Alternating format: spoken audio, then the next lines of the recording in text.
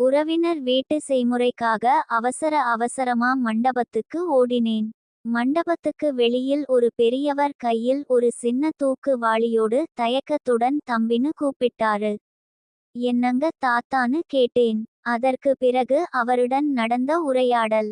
இந்த தூக்குல கொஞ்சம் சோறு வாங்கி தாயா. இதுக்கு ஏன் தயங்குறீங்க, வாங்க பந்தியிலையே உட்கார்ந்து சாப்பிடலாம்.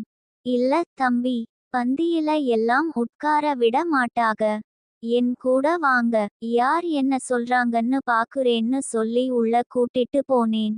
சிலருடைய பார்வை ஒரு மாதிரியாக இருந்தாலும் எதுவும் பேசவில்லை. ஆனால் குசுகுசுவென முதுகுக்கு பின்னால் சிலர் முணங்கியதை நான் கண்டுகொள்ளவில்லை. 2 பேரும் வயிறார சாப்பிட்டு வெளியில் வந்து மொய் எழுதி விட்டு திரும்பி பார்க்கிறேன். இப்பவும் அதே பெரியவர் கூச்சத்தோடு நின்னுட்டு இருந்தார். இன்னும் என்ன வேணும் தாத்தான்னு கேட்டதும் வயிறு நிறைஞ்ச மாதிரி இந்த தூக்குவாளியும் நிறைஞ்சா சந்தோஷமா வீட்டுக்கு கொண்டு போவேன்யா என்றார். இதெல்லாம் ஒரு விஷயமா, வாங்க போலாம்னு கூட்டிட்டு போய் பக்கத்துல இருக்கிற கடையில் தூக்கு பாத்திரம் நிறைய பார்சல் சாப்பாடு வாங்கி கொடுத்தேன். மனுஷன் என்ன நினைச்சாரோ பொலன்னு கண்ணீர உதிர்த்துட்டாரு. சம்பந்தமே இல்லாம என் கண்களும் லேசா கலங்கிருச்சு. வயிறு என்னமோ எல்லோருக்கும் ஒரு ஜான் தான்.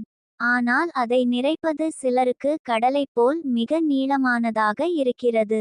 இது போன்ற நல்ல மனங்கள் வாழட்டும். படித்ததில் பிடித்தது.